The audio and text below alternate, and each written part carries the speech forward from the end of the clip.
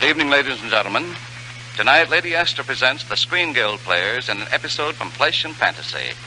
Universal Pictures' absorbing study of destiny and the power of suggestion.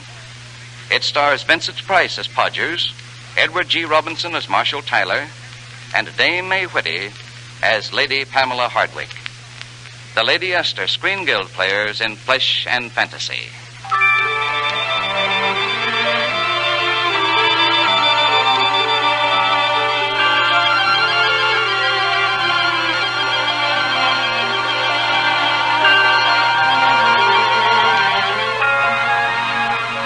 In a private room in a London hospital, a man who's apparently been injured, and another man who sits beside the bed.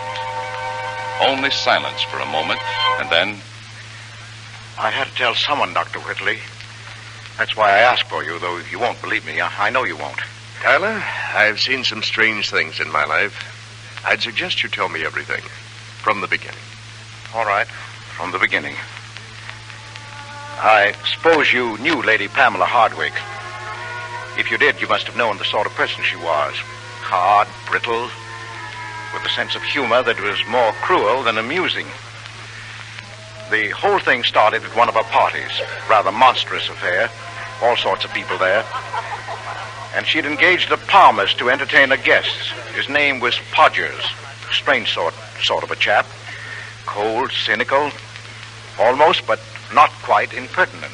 Mrs. Carrington, you have been passing through a very dark period. But things are going to improve. You will hear from someone very dear to you. No. There's no one very dear to me anymore. Madam, it is in your hand. You will hear from your husband. Oh, that's impossible. My husband... I'm sorry. Excuse me, please. Why, Mrs. Carrington? Lady Pamela. Oh, you know Marshall Tyler, of course. Good heavens. What's put you in such a state? That man, Mr. Podgers. He said I was going to hear from Roger. I'm afraid it was the shock. You'll have to excuse me, please. Marshall, isn't it thrilling? She's going to hear from Roger. Really? Well, Roger Carrington's been dead for 2 years, hasn't he? Almost 3. You know, Lady Pamela, I think you get a kick out of upsetting your guests. Well, why not? Well, last week it was that bogus media manifesting supposed ectoplasms all over the place. The week before, voodoo. Well, my liver won't permit me to drink. I'm too old for romance. And we English are so beastly dull. We're not like you Americans. We need whipping along. Well, can't you find some better way to squander your money? Should I give it to the poor and start a revolution? Oh, Flora. Hello, Pamela. Hello, Marshall. Flora, Hello. I've got the most wonderful palmist here. You must let him read your hand. Oh, really, Pamela? I don't But think I I'd better. insist. Come along. Now, Pamela, please. Now, Lady Flora, you may as well relax and enjoy it. Mr. Podgers, here's Lady Flora. Will you read her palm? If the lady will give me her hand. Well. You play the piano. That's right. Lady Flora is passionately fond of music. Madam, I think you mean musicians. And you, sir, why do you think I'm a fraud? Who, me? I haven't said one word yet. But you can hardly expect me to approve of all this. Everyone has a right to his own opinion, sir. But may I ask why you disapprove? Well, because if you can read the future in our palms, we human beings are only the puppets of some force from which we cannot possibly escape. Precisely. Well, you're kidding, aren't you? Not at all. May I look at your hand, sir? Oh, sure. I do not claim to be an oracle, but it is very plain that you're a lawyer. A bang-up one. A bachelor. And head over heels in love. You think so? It's right here in your hand. And the lady in question will say yes. Well, you're wrong there. Definitely. I assure you she will. You're a very lucky man. Oh, but this is wonderful. I must find Rowena. Where is she? Where's that girl? Well, Mr. Podgers, any more misinformation? Well, let me see.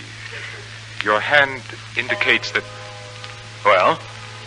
Nothing. I see nothing at all. Yes, but you do. I can see by your face. Oh, please, Mr. Podgers. Well, the gentleman will go on a trip somewhere. Probably on his honeymoon. Yes, that's it. On his honeymoon. I don't think.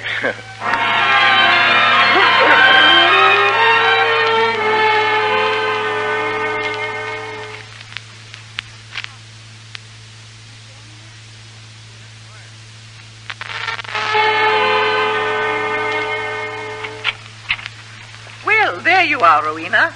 I've been looking for you, my dear. Have you? Why, have you been hiding out here at the conservatory? What's the matter with you? I've just been talking it out with Gerald. I should have broken with him months ago. But it's ended now, for good and all. You're through with Gerald, and you're going to marry Marshal Tyler. How did you know? Never mind. Come along. Marshal. Marshal Tyler. Calling me? I believe Rowena has something to tell you. Something very personal. I'll busy myself with the word. Rowena, you want to say something to me? What? What is it? The way you look. Is anything wrong? Can I get you a drink? No. But you can marry me if you like. Oh. Just to make a silly prediction come true. I mean it, Marshal. Now, Rowena, don't joke. I've waited so long. Too long? Don't you want me now? You know I do. I'd give my life. But it seems so strange. That ridiculous Ladies chap. and gentlemen, How could he? We bring you a special last-minute bulletin. That sounds important, Pamela. Turn it up. Sir Roger Carrington, well-known explorer, given up for lost over 2 years ago, has been found at last. Sir Roger. Sir Roger and his party are all alive and well. Hodges was right. He was right after all.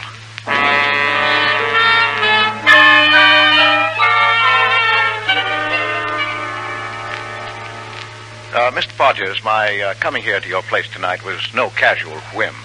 Last night you saw something in my hand. I demand to know what it is, and I'm prepared to pay you £100. You aren't, really. You doubt my word? Oh, no, not your word. On my ability to pay? No, you're very rich, of course. Well, then, let's not waste any time. Here, look at my hand. Well? What a contradiction of moods you are. All mixed up and intricate, like a little Swiss watch. I'm not here to inquire into my character. Character is the label of the man, Mr. Tyler, and he wears it in his palm. Yes, it's all here. The perfect lawyer, vain, egocentric, no real convictions. You'd have made an excellent criminal lawyer. I'm not interested in crime. But you will be. About 15 years ago... I want the future, Mr. Podgers, not the past. There are some things it's better not to know. Well, regardless of what it is, I demand that you tell me. Even if you're very brave... Well, speak out. What's in my hand? Murder. Murder? You're going to kill someone, Mr. Tyler. That will be £100, please. Yes. That's funny. My wallet. I'm sure I had it in my... You will find your wallet at home, on your bureau. Yes. I'll send you a check. Oh, and on your way home, it might be wise to avoid Whitechapel Street. Good night.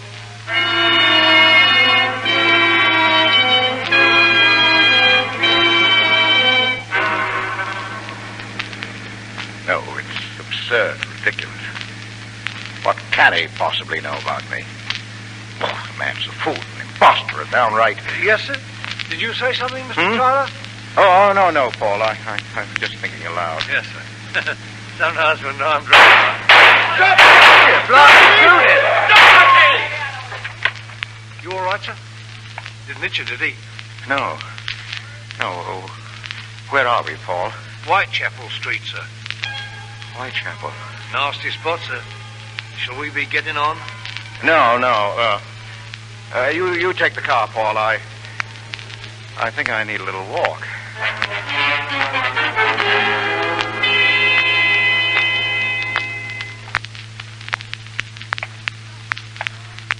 Walk, Mr. Tyler. Walk, Mr. Tyler. You can't get away. It's in your hand. You're going to kill someone, Mr. Tyler. Why should I? Why do I have to? Are you talking to me? Huh? Oh, no, I wasn't. I was just... Funny. There ain't nobody else about. Now, don't you go talking to yourself like that, chum. Folks like to think you're balmy. Balmy? Maybe I am. Maybe I am going out of my mind. Now, take it easy, fellow. Pull yourself together. Yes, I must. Now, how could Podgers really know? But he knew about Rowena, didn't he? Shot in the dark. And Sir Roger Carrington. Coincidence. And my wallet. Well, you're always forgetting your wallet. And Whitechapel Street. Oh, forget it, will you? Put it out of your mind. Yes. Yes, I will. That's what I'll do. I'll put the whole thing out of my mind.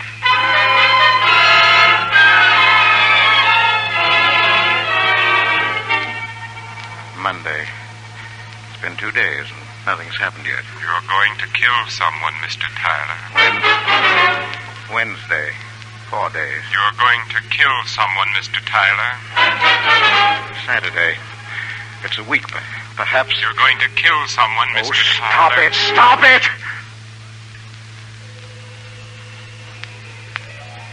It's no use. I can't sleep. I can't work. I can't think. Then why don't you do something about it, old man? What you mean? Murder someone? Deliberately? Well, suppose you could just press a little button and kill some worthless old beggar 10,000 miles away. Would you do it to be free again? Yes, I think I would. I see. Murder is simply a matter of miles. Yes, but someone like that, old and worthless. Well, aren't there people like that right here? Old and worthless? Absolutely worthless. Who? Oh, any number of them. Nancy Durant, Samuel Worthington, Pamela Hardwick. Oh, no, not Lady Pam. Well, why not? Would you miss her? No. No, I wouldn't. Well, would anyone miss her? No, I can't think of anyone. Not a soul. In fact, a lot of people would be delighted. Yes. Yes, she is a selfish old wretch. Always sick. You'll really be doing her a good turn. Besides, she's pretty old. 70? Oh, 75 at least. Well, what's she got left? A few years at best. A few weeks? Well, a few months. She's ideal. Well, still, she's always been very fond of me. Oh, well, if you're going to let sentiment interfere, then... No, I'm not. It's Lady Pamela, all right. Now, all I've got to decide is how.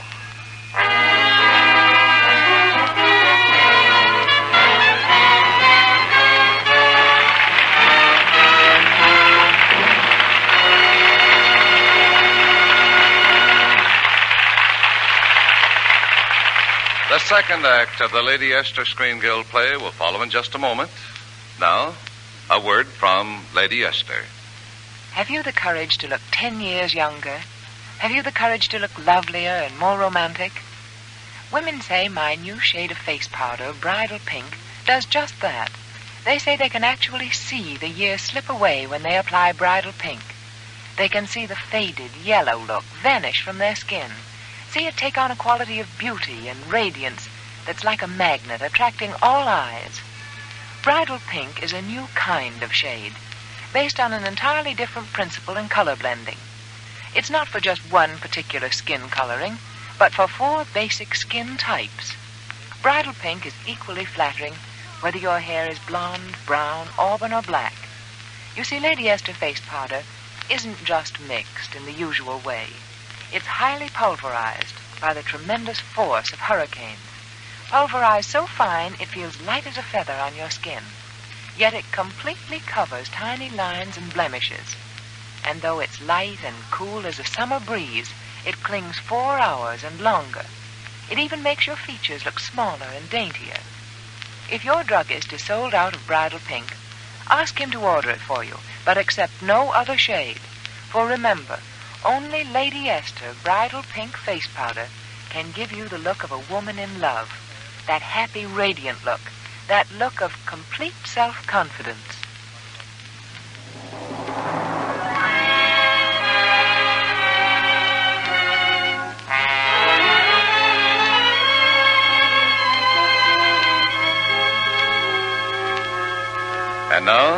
Lady Esther presents the second act of Flesh and Fantasy, starring Dame May Whitty, Vincent Price, and Edward G. Robinson.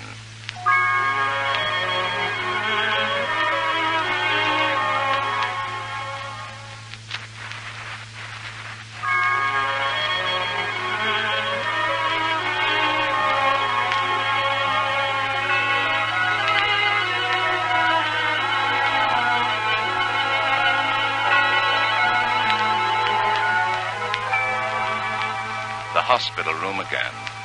The same two men, and after another long moment of silence. So, you decided to kill her, Tyler? Now, Whitley, what's the matter with you? Haven't you been... I didn't decide. The whole thing was decided for me.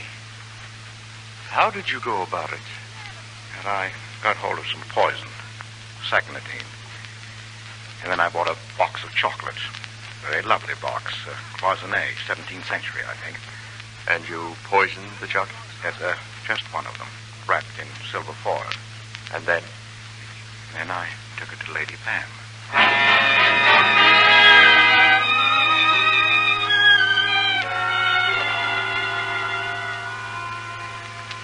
Marshal, how sweet of you. What a charming little box. And how's Rowena? Oh, she's... Is the wedding day set? Well, not quite. I think She'll make a wonderful wife. Not the least bit in love with you, so she can't fall out of love. Well, what do you think of my little Mr. Podgers now? Wasn't he superb, the way he told Flora about her musicians? Oh, yes, magnificent. They tell me that at a rehearsal at the symphony the other afternoon, a messenger from Flora arrived saying, same time, same place. And all 60 men stood up and said thank you. Well, tell me, did Mr. Podgers have any special revelation for you? Silly. I only find other people's secret interesting. Well, that little box has a secret for you. Oh, tell me. Well, it's a new cure for that liver of yours. Not really. Why, they look like chocolates. Well, they're put up by an American. I'm told they work wonders. Oh, how amazing.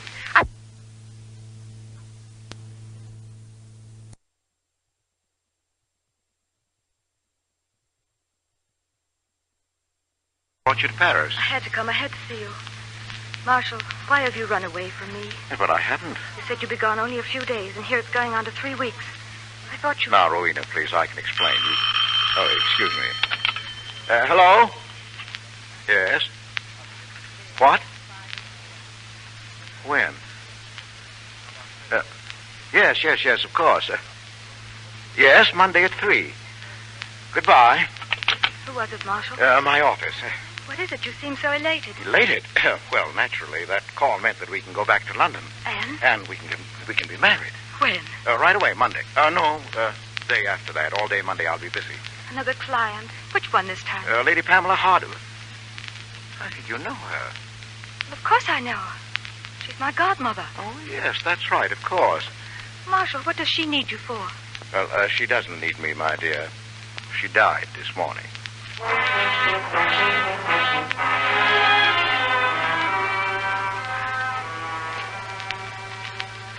I'm glad you got back in time, Tyler. I know Pamela would have wanted you here when I read the service. Well, I wouldn't have let anything interfere, Your Grace.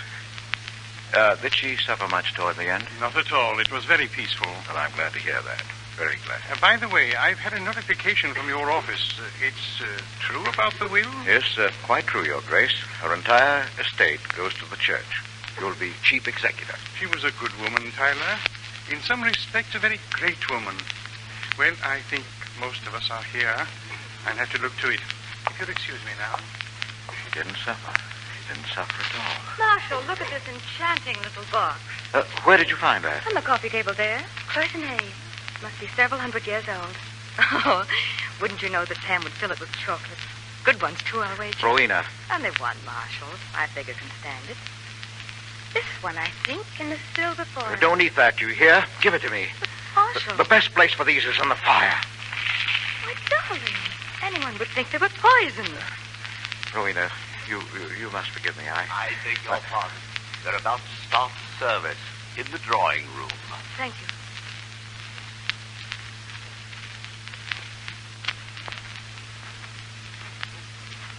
Coming, Marshal? Yes, you go along. I'll be right in. Poor dear, you're so upset by all this. I understand. We were so close to Pamela. I know you want to be alone. I'll wait inside. She never ate that chocolate. She never ate it. No, she must have died quite naturally. Natural death. That's too bad. Now you'll have to pick someone else. Well, I can't. There's no time. I'm getting married tomorrow.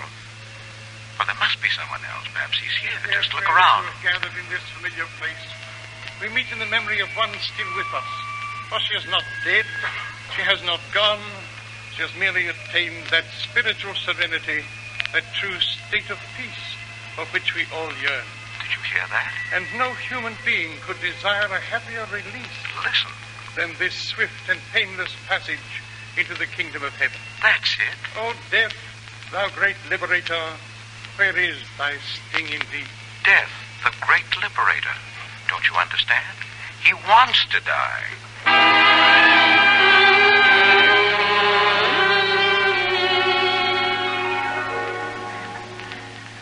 You see, Your Grace, I thought that if I came to you, told you the whole story, you might be able to give me the answer. It's possible. With that constant threat hanging over him, ruining his life, his career, everything he holds dear. Is he to blame for taking his fate into his own hands? This man, a client of yours, you say? Yes. In my opinion, he must be quite mad. Oh, no. Believe me, he's sane. As sane as you are. A victim of hallucination. Oh, no such thing. Surely, if it had been intended that we poor mortals should know what will befall us on the morrow, God would have provided some natural and simple way of our finding out. Cigarette? Thanks. He's on his guard now. Watch your chance. I cannot believe he would have entrusted such important matters to characters like this Mr. Podgers you tell me about. There's a knife there on the desk. It would be so easy. Believe me, Mr. Tyler, the fault lies with ourselves. The sin lies in trying to pry into what is no mortal affair. The knife. Pick it up. But Matthew says it better than... Now. Put down that knife, my son. Lest you harm yourself. Your Grace, I forgive me, I'm sorry. I've got to get out of here.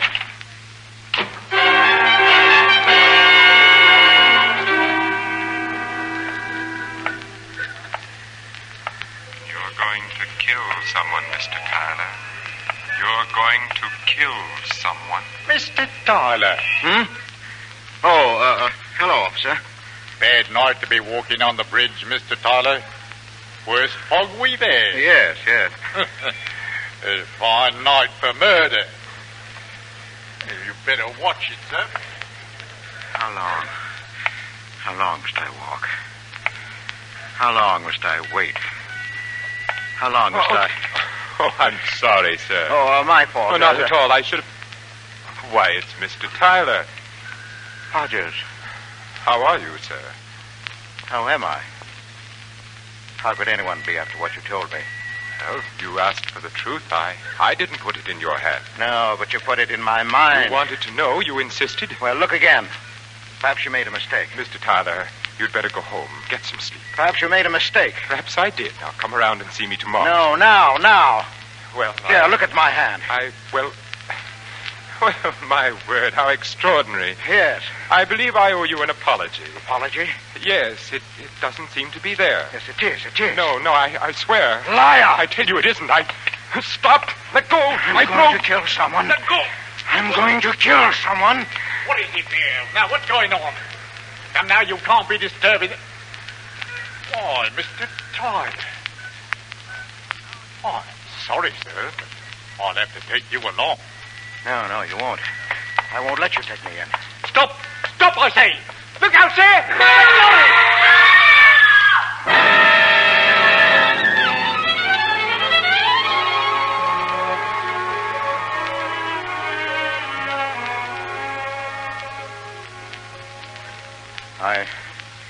I didn't see the lorry until it was right on top of me.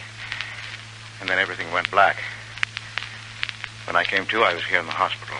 Where you've been ever since. Well, they can't send me to the gallows. It wasn't my fault. I tell you, the whole thing was in my hand. Ordained, foredestined since the beginning of time. Sorry. Yes? Dr. Whitley speaking. Oh, yes, he's quite out of danger. Yes, of course, I'll tell him.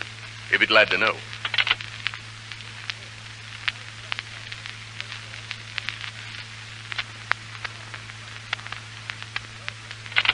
Who's that? Lady Pamela Hardwick. Lady Pam? Yes, she just got back. Got back? From Scotland. She's been there for over a month. But how could she? I don't understand. Tyler, you've been a very sick man. Rather nasty accident you had. By the way, if you're able to use your hand again, you can thank Dr. Podgers for it. Dr. Podgers? Our chief surgeon. Well, then it was all imagination. From the opiates. Most of it. But not all. I'll let you in on a little secret. Rowena broke her engagement yesterday. What you mean? She's free? Free, white, and willing. So if you want to disobey my orders and use the telephone... You know, Dr. Whitley, one of these days, I think I'm going to shake your hand.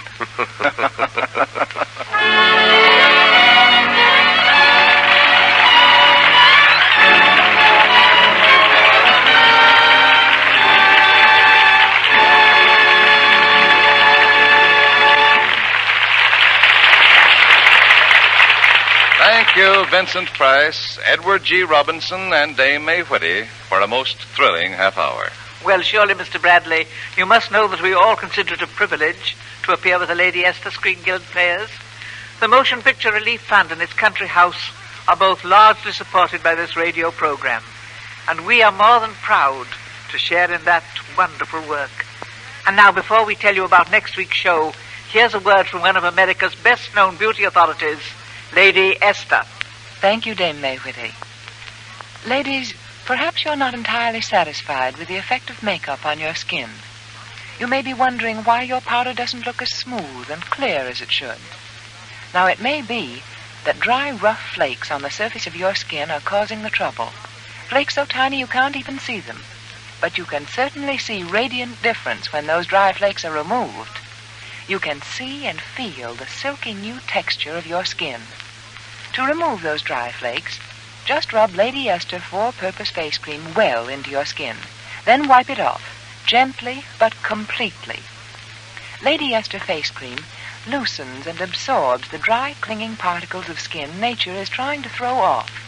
And when you wipe off the cream, along with it come all those dry, aging flakes, leaving only the new young skin, which is smooth as velvet. And on this new skin, your powder takes on a fresh, vibrant look. Every time you use Lady Esther Face Cream, it's like a complete beauty treatment for your skin. First, it thoroughly cleans your skin. Second, it softens your skin, absorbs the dry flakes. Third, it helps nature refine the pores. And fourth, it leaves a smooth, perfect base for powder. For an exciting change in your appearance, try this. Use Lady Esther Face Cream first. Then apply Lady Esther Face Powder in Bridal Pink, the new shade that's so daringly romantic. Bridal Pink, the shade that women say makes them look 10 years younger.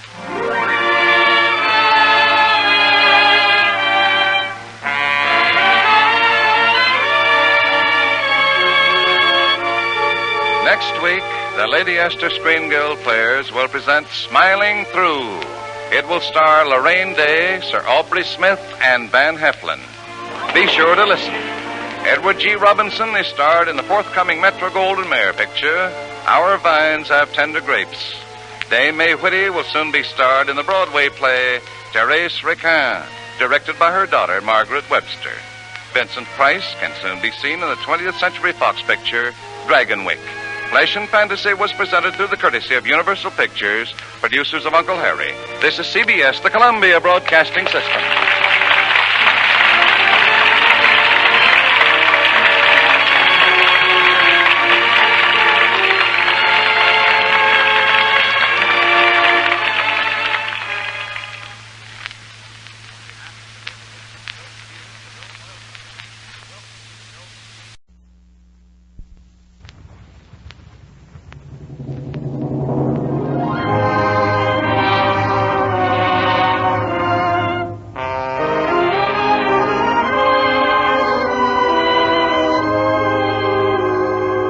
Astor presents the Screen Guild Players.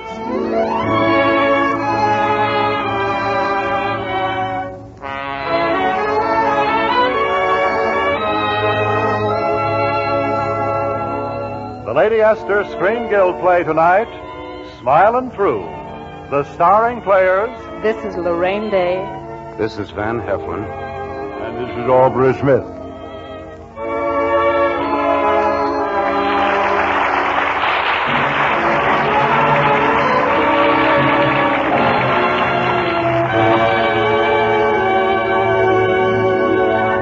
Tonight, Lady Esther presents the Screen Guild Players in Metro-Goldwyn-Mayer's poignant and unforgettable love story, Smilin' Through, by Jane Murfin and Jane Cowell.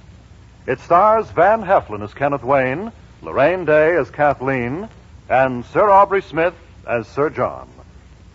The Lady Esther Screen Guild Players in Smilin' Through.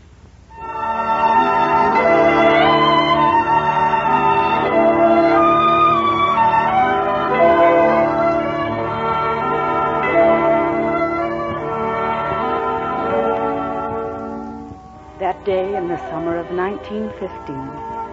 A day that started so simply, so quietly.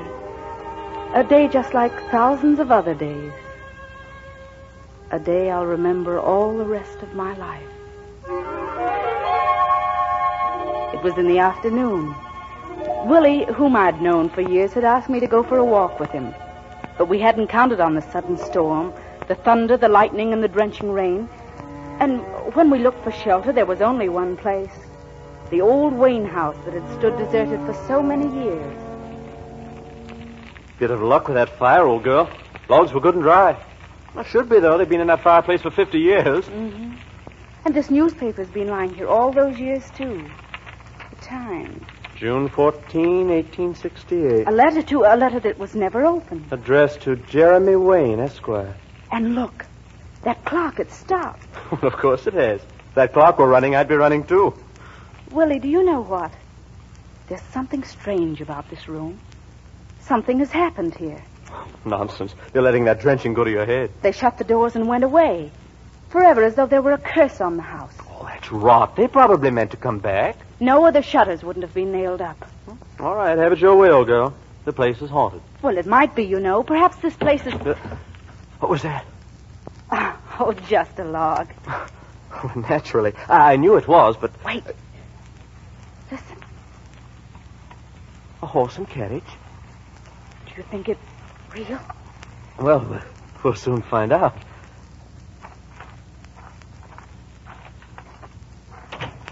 It's in the house. It's coming closer. It might even try to... Hello. You don't happen to be Ghost, do you? I don't think so. Are you? No. Would you like to pinch me to make sure? Look here. There happens to be a storm outside. Oh, so that's how I got wet, huh? You people, excuse me, I'll get these letters. You must be an American. Meaning that if I were English, I wouldn't open other people's mail, huh? No, I didn't mean that. Well, anyway, it doesn't matter. I wouldn't say this is very important. It's just an invitation. An invitation? Ah. Mr. and Mrs. Richard Clare request the pleasure of the company of Jeremy Wayne, Esquire, at the wedding of their daughter, Monine, to Sir John Carteret. Bart. What's a Bart? Monine Clare. Oh, what about her? She's dead. She was my mother's sister. Oh, I'm beginning to get it now. What? Well, look, it's easy. He gets the invitation. He's sitting in that chair. He gets up angrily, turns the chair over. Tosses the invitation on the desk. Says desk. to heck with this place and goes to America and drinks himself to death. You see? But how can you be so sure? Well, if your aunt was half as pretty as you are, I'd have done the same thing my father did. Your father? Jeremy Wayne, Esquire. You mean he was in love with Monine Clare? Well, you couldn't blame him for trying, could you?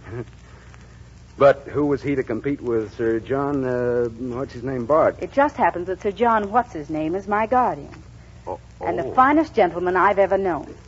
Well, then why didn't your mother's sister marry him? She didn't marry anyone. Why not?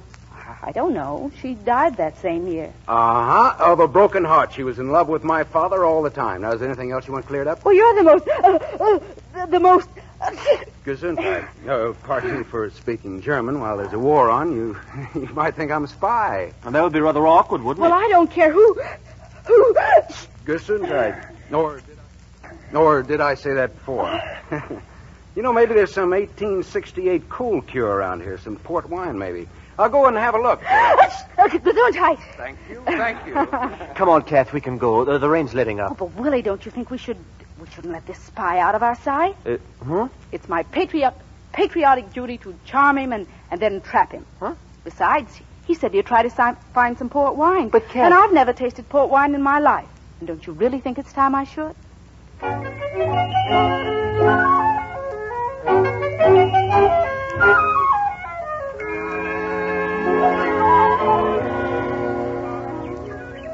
Kathleen, how many times have we seen each other now? Oh, 3 or 4. Counting the time you were a ghost. You know, I've always loved a picnic. This was a swell idea you had. I didn't have it. You did. Oh. Well, it's still a swell idea. Tell me something. Yeah, sure, far away. It seems so strange that you should be wearing a British uniform. Why, I'm half English. And this scrap is more or less public, isn't it? Hey, these are mighty good sandwiches. You like them? Yeah, sure I do. You know, there's just one thing that I really miss on this picnic. Don't you have any aunts in England? I have some in Ireland, but I never hear from them. You have some what? Oh, now don't let's get into that argument again. You say aunt and I say aunt. Yeah, I forgot. Oh, the doorbell. Someone just came in the shop. Silly, if you'll just look around, you'll see it's a sheep. Well, how do you do? May I present Miss Kathleen O'Hare? And I'm Kenneth Wayne. Mr. Wayne is from America. Oh, no, but I love it here, Mr. Sheep. Your simple life, your pretty girls. You know, in fact, there's one girl so different from any girl that I've ever met. You know, you English are the rudest people. Oh, not when you really get to know us. You think Kathleen, you think I'll really get to know you? Do you? I hope so. I really hope so. Very much.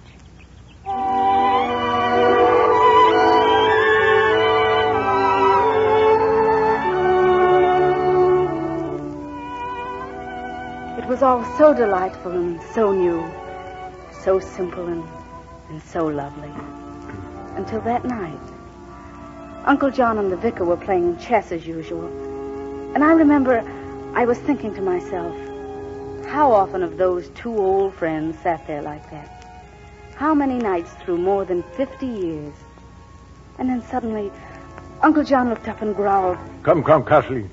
Don't just stand there. Make yourself useful. Fill a couple of glasses. Of course. Uncle John, what vintage is this? Vintage? Huh. That's Coburn's 96. Not bad for new wine. New wine, Hoyne? Do you hear that? Well, it doesn't compare with the 47, does it? 47? What do you know about the finest port in the last century? I drank a glass of it the other afternoon. No. Who gave it to you? A man I met with Willie. Who? I'd like to know a man with a pin at 47. Well, we went into an old house to get out of the storm. Whose house? I smell a story in this. Oh, there's no sense in making a mystery. We were in the Wayne house. The Wayne house? And just then the owner happened to arrive from America. He's here. Jeremy Wayne. No. Jeremy Wayne is dead. Dead? This was his son. He came over to join up. Dead. He's dead. Uncle John. John, listen to me, old man. Be quiet. Here. I'm sorry. Excuse me, please. Oh, and what is it? What did Jeremy Wayne do? He doesn't wish it discussed. You'd better forget it. Forget it? How can I? You've got to tell me. I can't. I promised. I'm sorry, Kathleen. Yes, so am I. Now I'll have to ask him myself.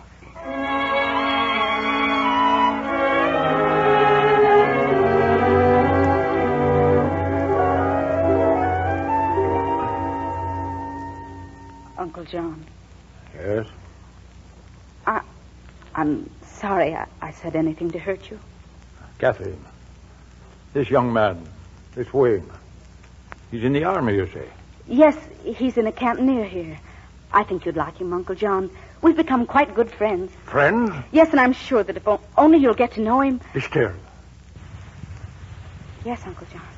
Kathleen, you must promise me never to see that boy again. Oh, but I can't promise that. I want to see him. Why shouldn't I? Are you in love with him? Answer me. Are you? I don't know. If I am in love with him, I don't know. We've never talked about it.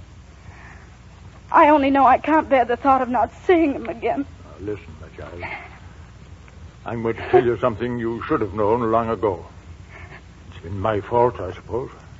But I've always dreaded talking about it.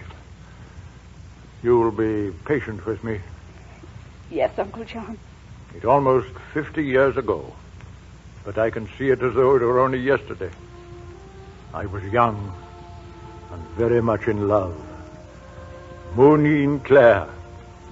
Even her name was beautiful. I used to say it over and over again to myself and think what a pity it was that she should lose her name when she took mine.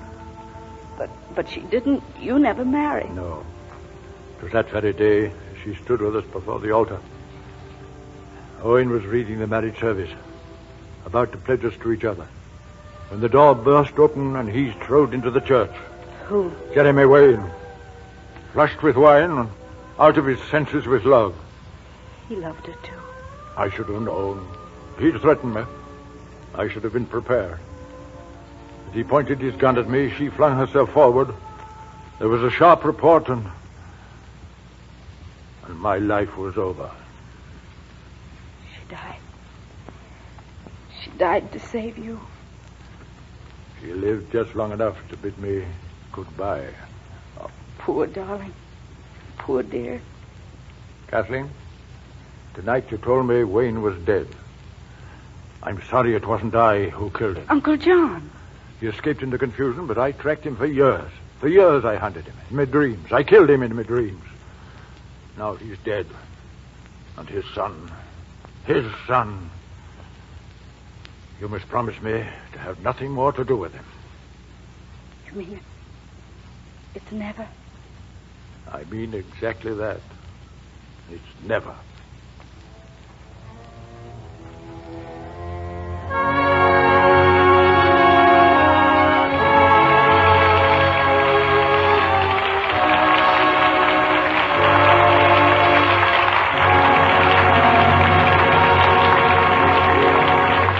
The second act of the Lady Esther Screen Guild play will follow in a moment. Now, a word from Lady Esther. Do you want to look like a dream walking? Do you want to look romantic and just a little daring? Here's all I ask you to do. Apply Lady Esther Bridal Pink Face Powder to one cheek, and then compare it with the other. See the completely new look it gives your appearance. See the magnetic look it gives you, a look so young and feminine, so very inviting. Bridal Pink is blended by means of an entirely new color principle, which makes it intensely flattering to almost every skin it touches. And the texture of Lady Esther face powder is like no powder texture you've ever known, for it's blended by the speed and force of hurricanes, and it's so highly pulverized that the effect on your skin is beautifying beyond words. You can actually see the years slip away. Many women report they look 10 years younger in 10 seconds. Because it's so highly pulverized, Lady Esther face powder clings in a delicate film to your skin. Clings 4 hours and longer, yet it's light and cool as a summer breeze. It completely covers up and hides little lines and blemishes, and even makes your features seem daintier. So be sure to ask your druggist for Lady Esther Bridal Pink Face Powder. Accept no other powder, no other shade, for only Lady Esther Bridal Pink can give you that romantic look, that happy, radiant look, that look of a woman in love.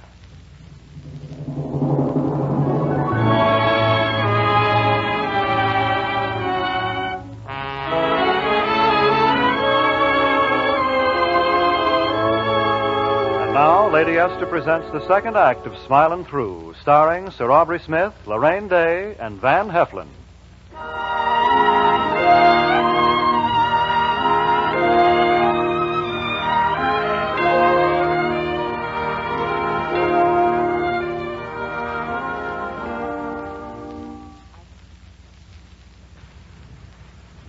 tried. I tried so hard to put him out of my life. But then he wrote and begged me to see, just once. And I said to myself, why not? Just once. He does deserve an explanation. So we met. Just once. And in that moment, I knew. We both knew that nothing would ever part us again. Oh, those were wonderful weeks. Sweet, stolen days. And then, one afternoon, another picnic. I remember Kenneth was so strange and quiet.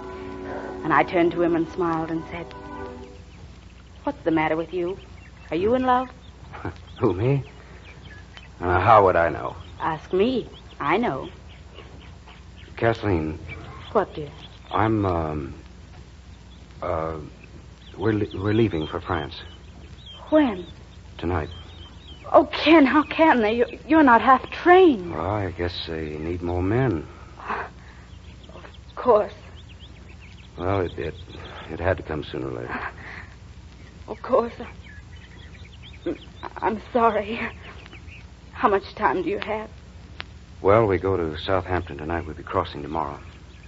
Ken, take me with you tonight. Oh, but go back to camp. Get leave to join them at the boat. Say you're going to be married. I'll go home and throw some things into a bag. But your uncle, what will you tell him? I'll tell him the truth. I must now. But whatever happens, I'll be waiting for you.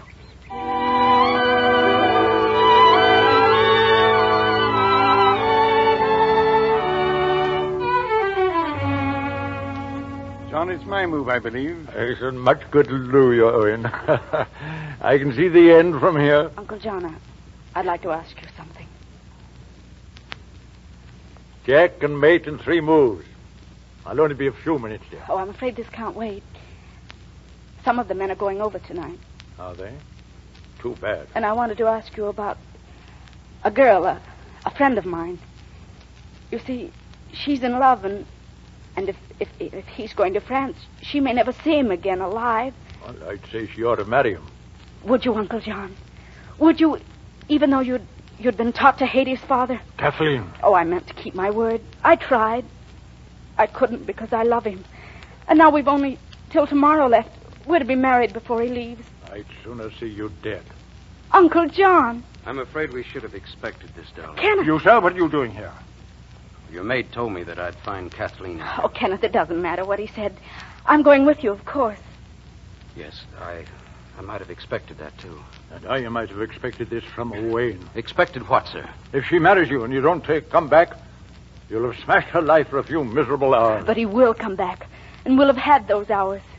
They'll help me wait. Kathleen, you shall go with him, and he can take care of you. I warn you, you needn't come back. I shall not forgive any part of it. Come on, Ken. Let's get out of here. Kath, you know he's right in a way. 1 shilling a day, that's all I have. Darling, we'll talk about that at Southampton. No, you're not going to Southampton. But Ken... Because I love you. No, I won't listen. I won't. Because I'll love you all my life. Goodbye, Kathleen. Goodbye, darling. Ken!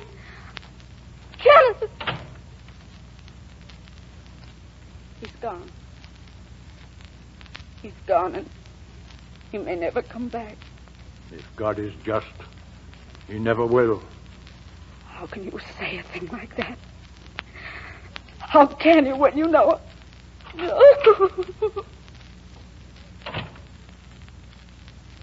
Owen, shall we continue our game? John, what the devil has got into you? Go after her. Beg her to forgive you, if she ever can. I haven't asked your advice. I'm giving it.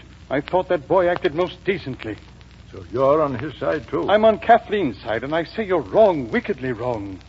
Well, if that's how you feel, you and I can't go on as we have. You mean that, John? You're willing to sacrifice every decent human sentiment to a bitter memory that should be forgotten? You've said enough, I think. It's been a great many years, John. I'm sorry. Good night.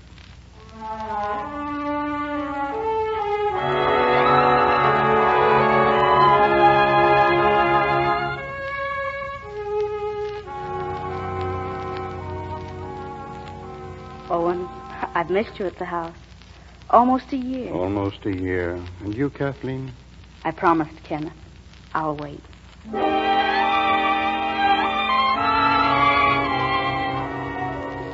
Two years, Kathleen. 2 years. I'll wait.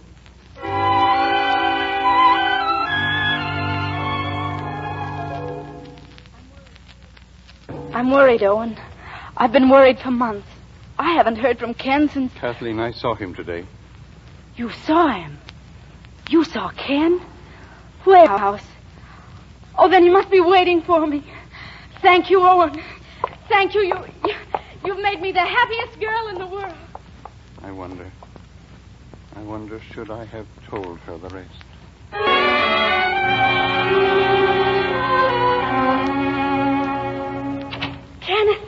Ken. Kathleen. Oh, it's not you. It can't be. I can't believe it. Oh, my sweet, to have my arms around you again.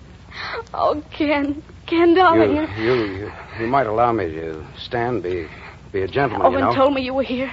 I ran over. Oh, did you think I'd walk? Oh, darling. I've waited so long. In these last 3 months, when you didn't write, I thought such awful things. I thought you couldn't write. You were hurt. But you weren't, were you? And the war's nearly over. It is all the papers say it is. Well, it is for me. You don't have to go back. Well, then you must have been wounded. No, I was. No. Then I don't understand. Well, after all, I am an American and Oh, I want to get into the American army. No, not exactly. You know, it isn't any fun out there. Rats and mud and your pals getting killed. You talk as though... Oh, but you couldn't mean that. Not with a captaincy and a decoration. Well, I did my bit, and enough's enough. I'm going back to America. America? Yeah, the boat train, 10 o'clock tonight. Well, then you... There's no reason why we can't... Kath, you might not like it in America. Oh, I would. I'd like it anywhere you I would. know, but this is your home. You'd like it here. Well, of course I do. Well, you see, I'm right. It's funny how bad we felt that night I left. Boy, was that lover, wasn't it? What a shame we had to grow up. Ken, what are you saying? What's happened to you? I've been to war. Oh, darling, don't joke. Please, don't joke. Look, don't Kath, scare me. Let's don't. When a thing is over, it's over. Over? It's over. Then why did you come here? Did you want to make sure you didn't love me? I'm sorry, Kathleen. I've changed. That's true. You have changed. Well, 3 years and you changed. That's all. I'm sorry, Kenneth. I didn't mean to embarrass you. I've been quite stupid, haven't I? But I won't be. Not anymore. Not anymore. Kathleen. Kathleen.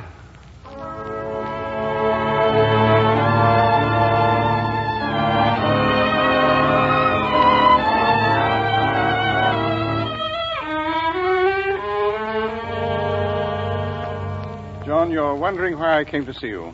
I've asked no reason. Just say you're on my side again. We'll forget these 3 years. No, there's something I must tell you first. Kenneth Wayne is here. Kenneth Wayne? I saw him at the canteen. He's badly wounded. He's leaving for America tonight. Why'd you tell me this? Because he thinks it isn't fair to even see Kathleen. He made me promise not to tell her the truth. But you could tell her, John. There's no need to see anything further. John, when she lay dying, please. She told you she'd wait for you until you came to her. If God is just, you never will.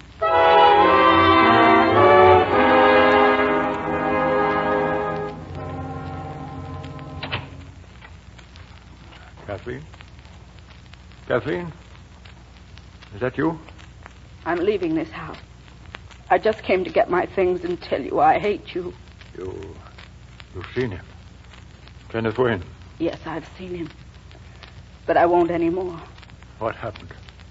You must tell me. I'll tell you. It will make you very happy. He threw me over. What?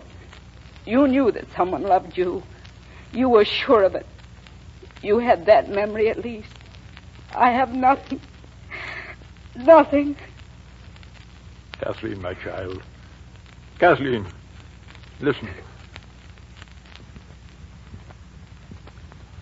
He's wounded. What do you mean? He's not wounded. But he is, and badly. I saw him. Why didn't he tell me? He didn't think it fair. He thought you'd marry him out of pity. Owen told me. Then that was why. Oh, then he does love me. He does. The train leaves at 10. You'll have to hurry. Yes, I must. I'll have to catch him. And Kathleen? Yes. I hope I'd be very happy if you could possibly bring him back with you.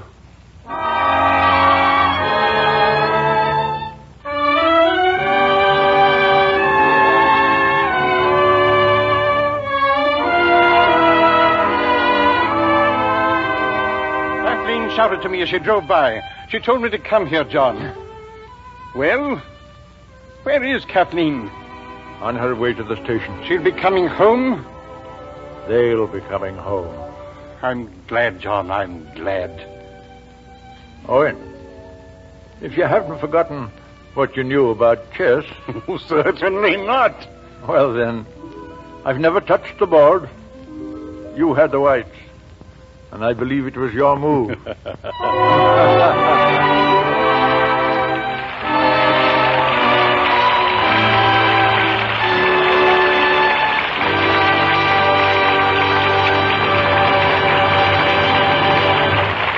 Thank you, Van Heflin, Sir Aubrey Smith, and Lorraine Day for your memorable performances. Thank you, Mr. Myers. I love the story of Smilin Through, and I can say for all of us, we love this program. We all know what magnificent work is being done by the Motion Picture Relief Fund and its Country House.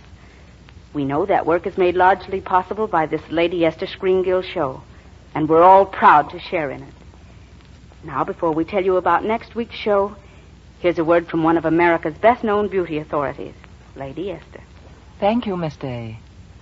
Ladies, do you know that dry, clinging flakes on the surface of your skin can be the cause of plenty of trouble? They clog the tiny pore openings. They ruin the effect of your face powder.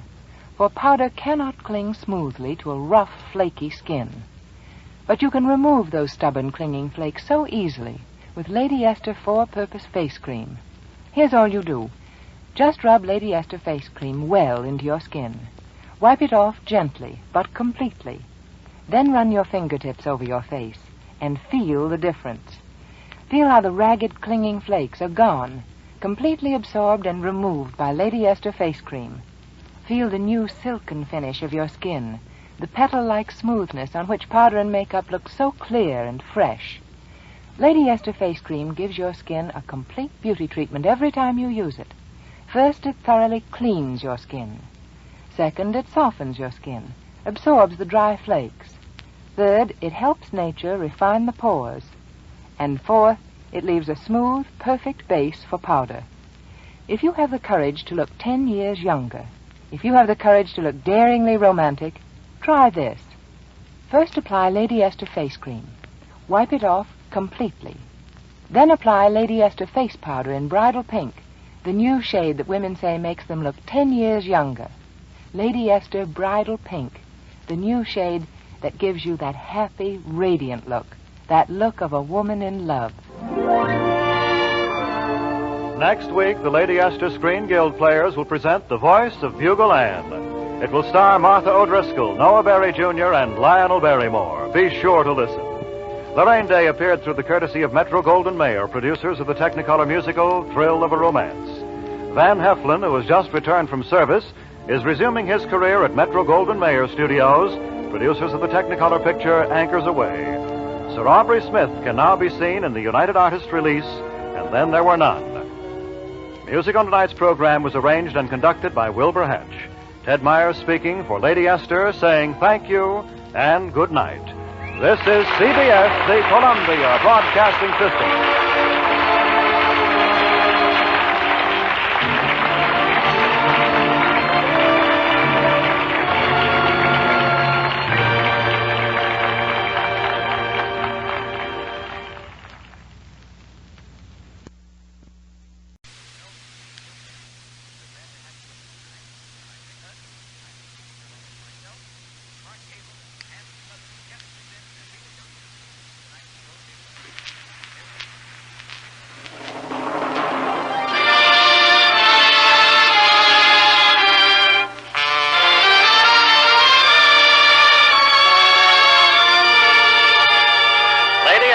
presents the Screen Guild Players.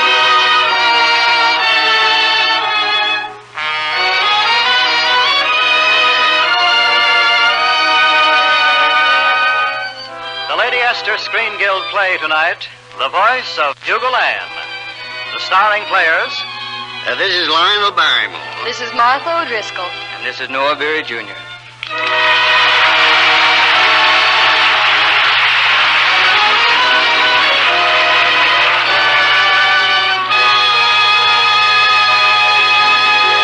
Tonight, Lady Esther presents the Screen Guild Players in one of the screen's most heartwarming stories. Metro-Goldwyn-Mayer's The Voice of Bugle Ann by McKinley Cantor. It stars Martha O'Driscoll as Camden Terry, Lionel Barrymore as Springfield Davis, and Noah Berry, Jr. as his son Benji. The Lady Esther Screen Guild Players in The Voice of Bugle Ann.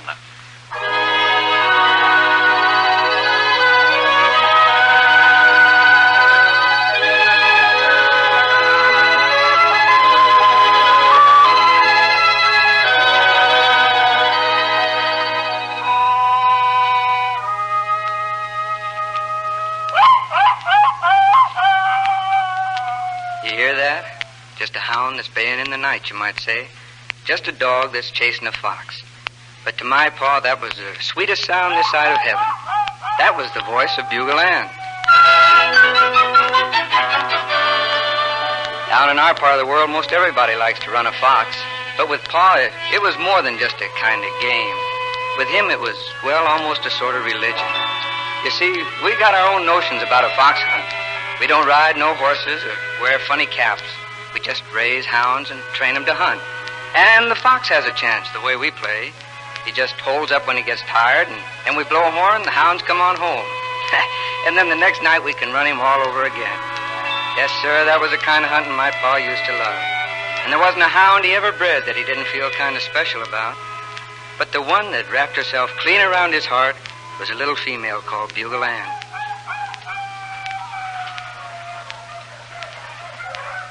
Hear it, Carl?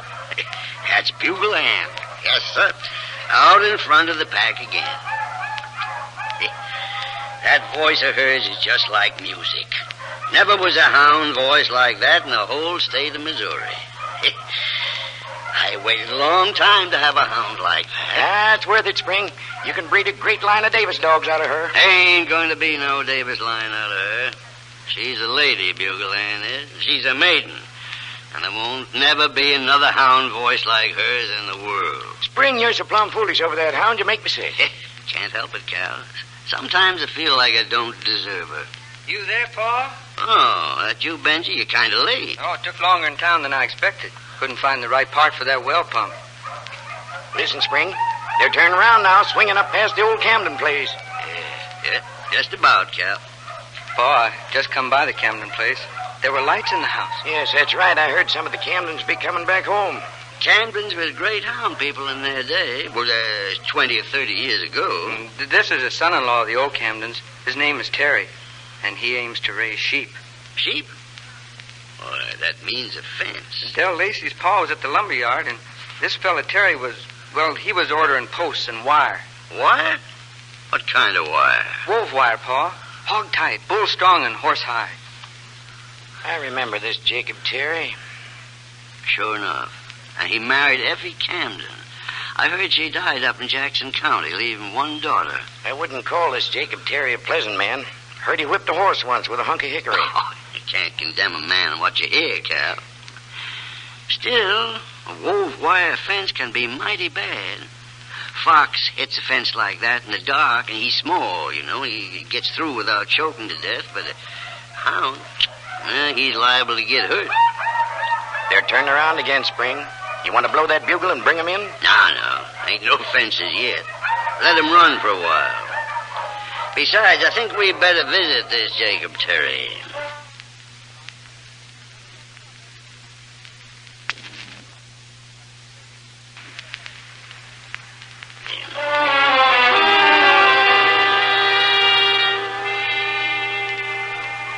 Camden, Yes, Father? what you doing out here in the dark? Just listening to the hounds. It's in your blood, too, just like your mother's. She cared more for them dogs than she did for me. But, Father... I won't have them on my property, you understand? Them hounds are the fools that make a fuss over them. We ain't come back here to play no game with dogs. We come here to raise sheep. They might as well know it. Hello there. Someone's coming. So late at night. What for? Well, why don't you ask them and find out? Yes? Who is it? Just a few friends, neighbors. You must be Miss Camden, I reckon. Yes, I'm Camden Terry. This is my father. Well, I'm Spring Davis. This is my son, Benji, and this is Cal Royster. It's nice to meet you all. Is anything wrong? Oh, no, not a thing, Miss Camden. We just wanted to have a word with your father. A little matter we want to discuss. Well, say what you want and get out. Can't stand here losing sleep all night. Mr. Terry, we heard you was going to put up a wove wire fence. Well, a hound can't get through that kind of a fence. It's sure to get hurt. Well, if they get hurt, that's their fault. I'm going to raise sheep. Father, don't you think... I'll watch my affairs, you watch yours. Don't fetch a bucket of water. But, Mr. Terry, you can build a fence to keep your sheep in and still not hurt our hounds. Besides, our hounds never killed any sheep. No, and they ain't going to get a chance. Yeah, but no one's ever put up such a fence in these parts. Yeah, then mine will be the first. Father, all you have to do I told you to fetch a bucket of water. All right. Miss Camden, can I help you with that? I'm sorry You put that bucket down. You heard what I said. You put... Don't say it. Come on, Benji. We're going now. Well, there's something else you better hear before you clear off. A hound ain't the only thing that's going to get hurt if it comes sneaking around my property. Mr. Terry, there ain't nobody going to get hurt. Nobody. Unless you say so.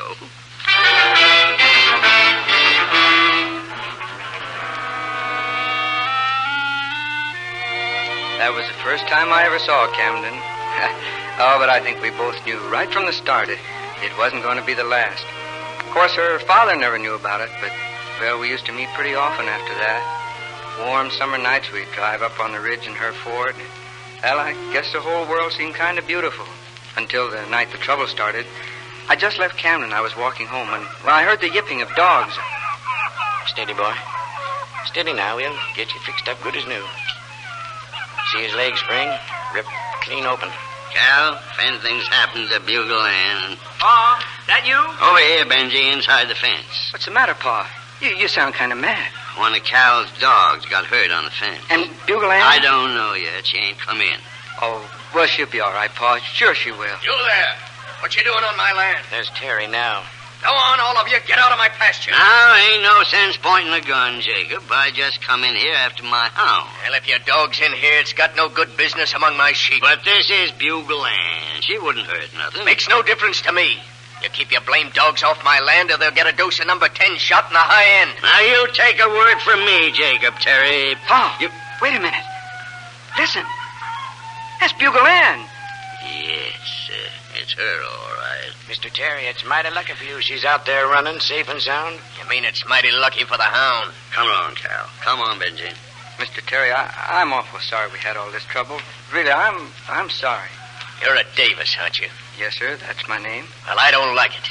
So don't come near my girl Camden no more, you hear me? But I care a lot for Camden, sir. Foxhounds and Davises are all the same breed. And I'll kill any cur that steps on this grass. Jake, if you shoot a Davis hound, I'll blow you clean to glory. All right, Benji. Let's go, Cal.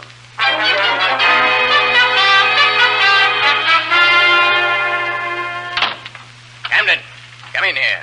You want me, Father? Yes. Where were you tonight? I was out in the Ford. In the Ford. Well, it's my car. Uncle Newt gave it to me. You said you were going to a picture show. I changed my mind. It was so warm. You lied to me. No, I didn't. You just wanted a lollygag with a no-account lazy pup. Stop it! I won't have you talk that way about Benji. I said I didn't want you to see him again. You've no right. I'm in love with him. What you do or say won't make any...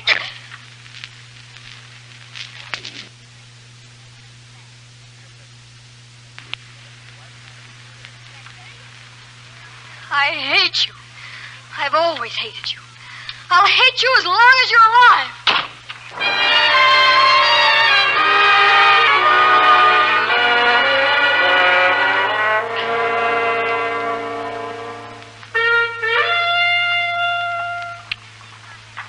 funny she doesn't answer, Pa. Yeah, maybe I better try again, son. That's strange. She was always the first to come in. Spring. Hold it, Spring. Find anything, Cal? Spring, I got to tell you something. Only you have to get hold of yourself. Something happened to Bugle Ann. Well, I ain't exactly sure, you see. I was down there looking by Terry's south pasture, and I heard a kind of yip like it might be a dog that's been hurt. Was it Bugle Ann? I don't know. While I'm standing there, I hear a car start up, and then I climb inside that dang fence and turn on the flash and have a look. Did you find it, Cal? Well, not exactly, only... You remember how she caught her foot in that rat trap before she was weaned? That's right. She lost a toe. Never seemed to bother her none. I know, but right along the fence by the road, we found some tracks. Couldn't be no mistake about Bugle Ann. Were they her tracks, Cal? I reckon they were. All right, Benji. We better get going. Where to, Pa? Home first to get me my gun. Then we're going over to see Jacob Terry.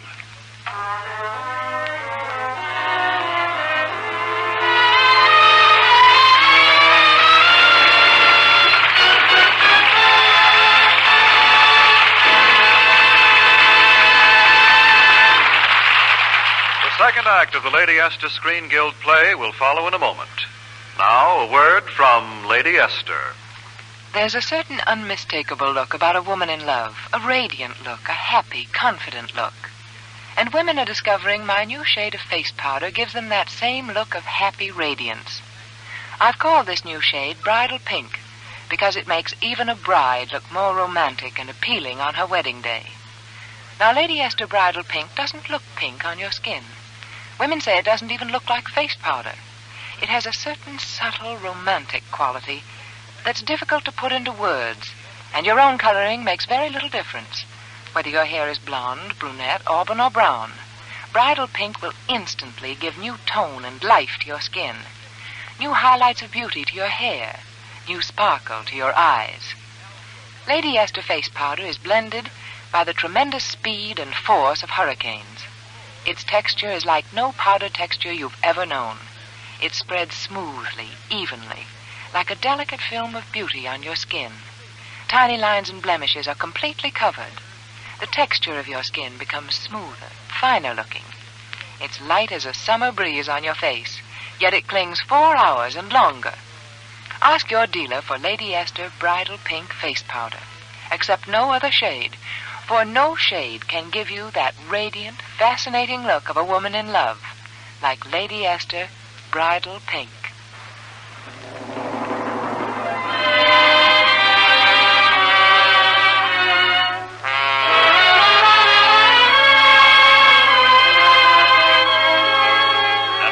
Lady Esther presents the second act of The Voice of Bugle Ann, starring Noah Beery Jr., Martha O'Driscoll, and Lionel Barrymore.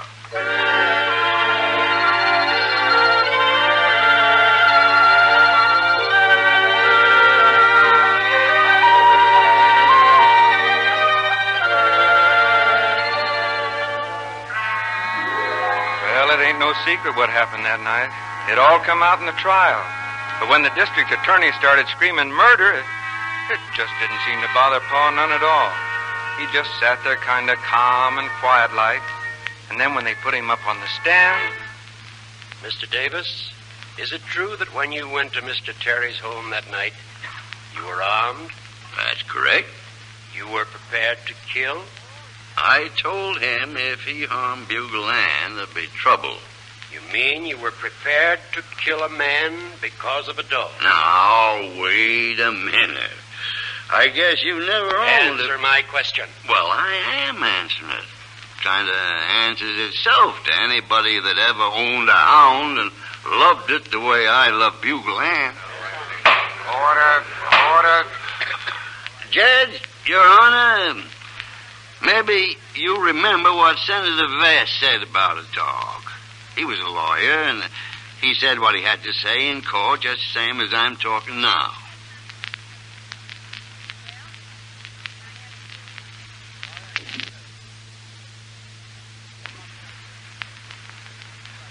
I don't know if I remember it right all, but the gist of it was something like this.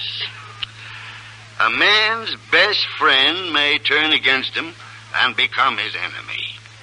His son or daughter that he's reared with love and care may prove ungrateful. Money that a man has, he may lose. Those we trust with our happiness and our good name may become traitors to their faith. The one absolutely unselfish friend that man can have in this selfish world, and the one that never deserts him, the one that never proves ungrateful or treacherous, is his dog. A man's dog stands by him in prosperity and in poverty, in health and in sickness. He guards the sleep of his pauper master just as if he was a prince. When riches take wing and reputation falls, he's as constant in his love as the sun in its journey through the heavens.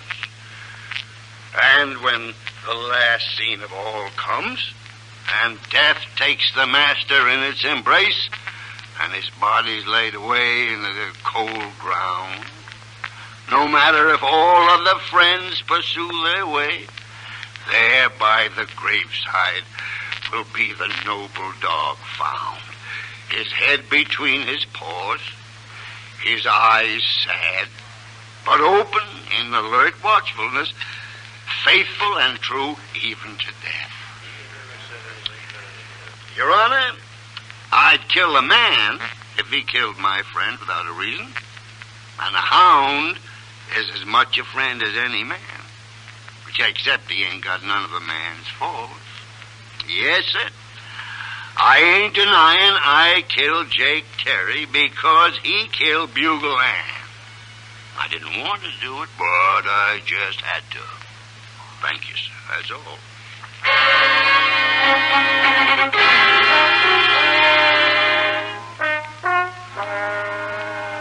The jury's been out a long time now, Spring. If we only knew. Oh, no use taking on about it, Cal. Reckon there's only one thing that jury can do. Seeing as I did kill him, I didn't deny it, no. Well, they might take into account how you was provoked, and Terry had a gun, too. He was aiming to shoot. He'd have killed you, Spring, if you hadn't give him the death shot first. Don't you worry about me now. I'll be all right. Benji, I'm thinking of. You do what you can for him, will you, Cal? You know I will, Spring. And tell Benji that Camden's a mighty fine gal, and as I hope someday it'll work out for him. I'm going to miss you, Spring. Sean, I don't feel bad. It's all right. There ain't nothing. You ready, Davis? Yes, sir. I'm ready. Okay, come along. Jury's in.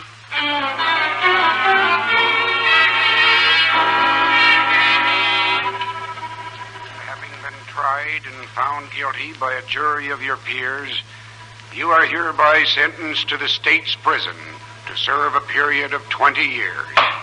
This court's adjourned.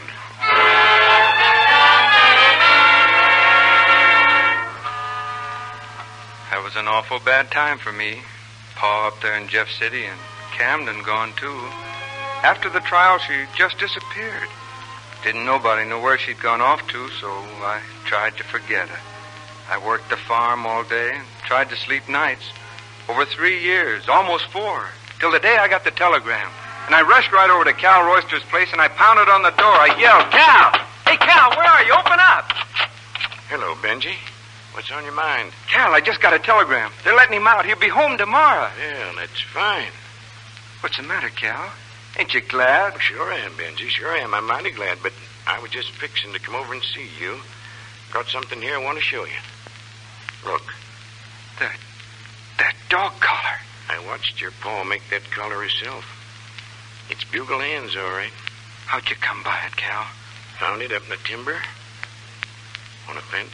And Bugle Ann? She was hanging there, too. What the weather'd left of her. Then Terry didn't kill her. Now, what you aiming to do about it? Oh, nothing, I guess.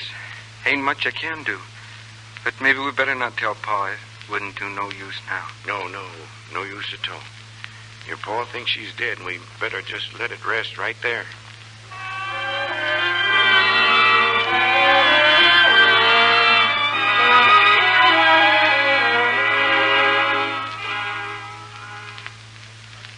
just don't believe it yet.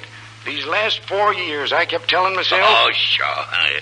Just let me get these work clothes on. You'll never know I was away. Let's see now. Where's my galluses?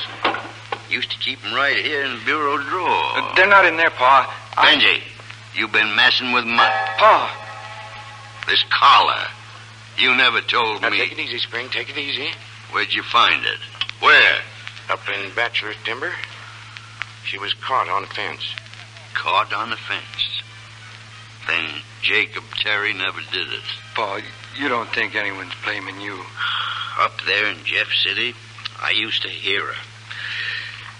At first, I thought it was just a dream. But I used to hear her so plain and clear. And I said to myself, if I could only be sure that Terry hadn't killed her. Oh, Pa, don't go thinking things. Bugle Ann is dead. Well, maybe she is, and maybe she ain't. You know, weather seems to me just right. Not too wet, not too dry. What are you going to do? Benji, you better look to the hounds. I reckon we'll be going out tonight.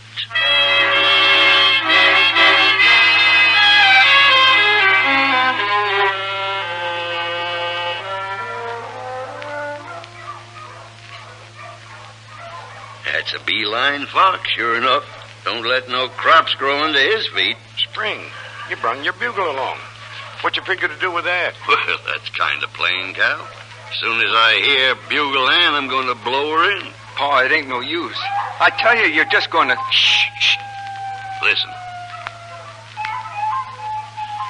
Benji, wouldn't you say that's Bugle Ann? No, it ain't. It's just a dog. An Armstrong hound. No Armstrong ever had that kind of music in him. Spring, I tell you, it's just a kind of an echo. She's real close now. I reckon I'll just blow...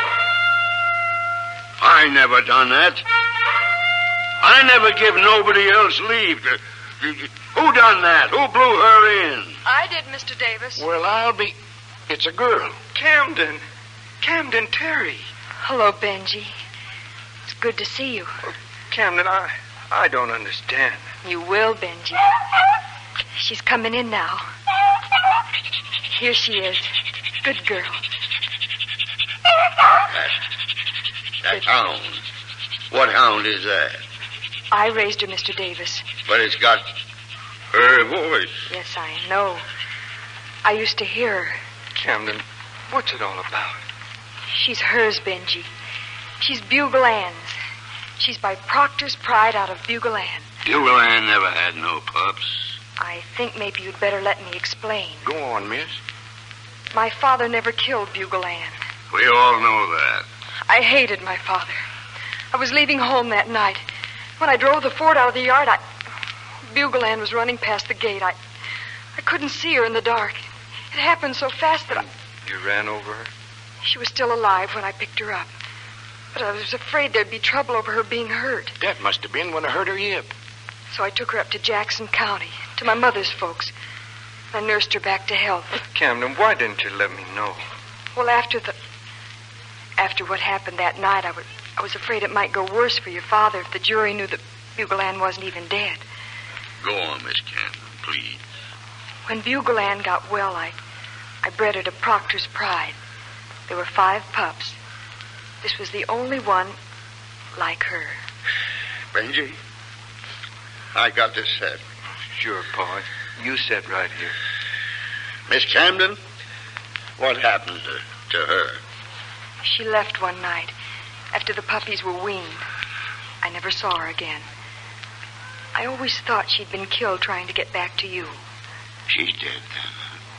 Bugle Ann's dead. Now, Spring, you mustn't take it too hard. There's other dogs, Pa. You think there'll be another dog for me? I tried to raise this one for you, Mr. Davis. I trained her to the bugle, too. Just like her ma. She's a good dog, sir. She's sweet and gentle.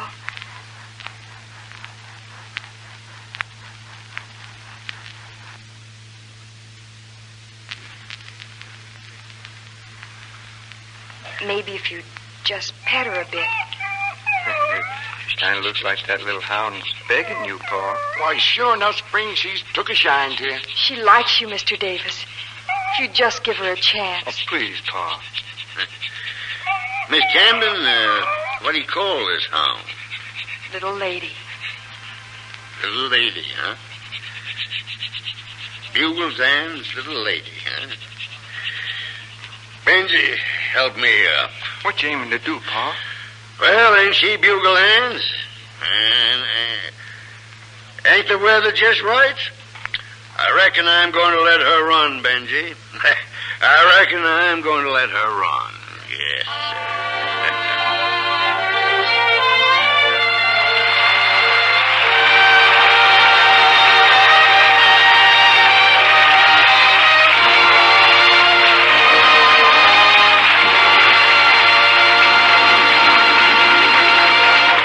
Thank you, Lionel Barrymore, Noah Beery Jr., and Martha O'Driscoll. We hope you will be back with us soon again.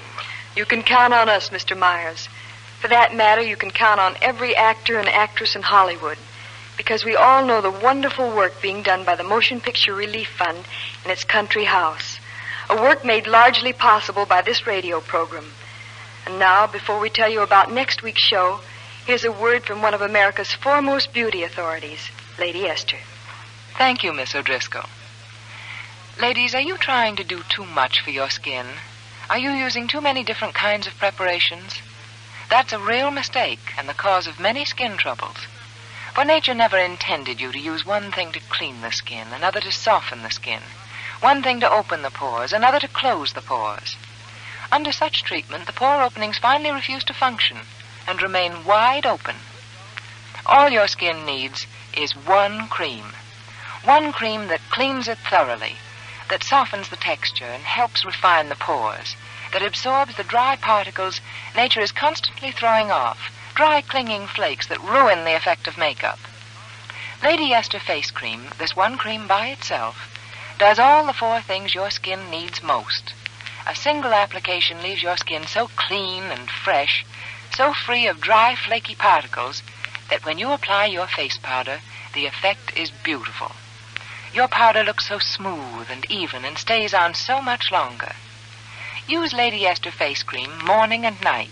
It's a complete beauty treatment. First, it thoroughly cleans your skin.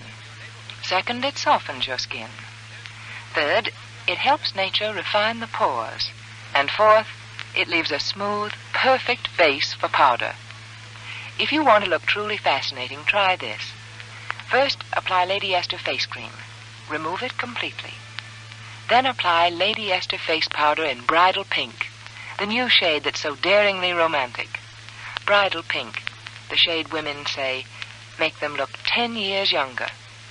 Ask for Lady Esther Four-Purpose Face Cream and Lady Esther Bridal Pink Face Powder.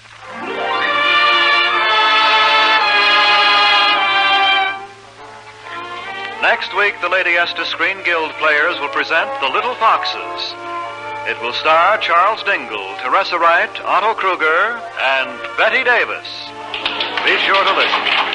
Lionel Barrymore appeared through the courtesy of Metro-Goldwyn-Mayer Pictures, producers of the Technicolor musical Anchors Aweigh, and returns to the air soon on his own radio program, The Mayor of the Town, Saturday night on this network.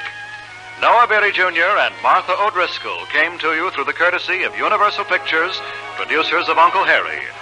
The Voice of Bugle Ann, a Metro-Goldwyn-Mayer picture, was presented through the courtesy of its author, McKinley Cantor. Music on tonight's program was arranged and conducted by Wilbur Hatch. You save enough on the largest size jar of Lady Esther Face Cream to buy a box of Lady Esther Face Powder. So remember, ask for the largest size. This is Ted Myers speaking for Lady Esther, saying thank you and good night. This is CBS, the Columbia Broadcasting System.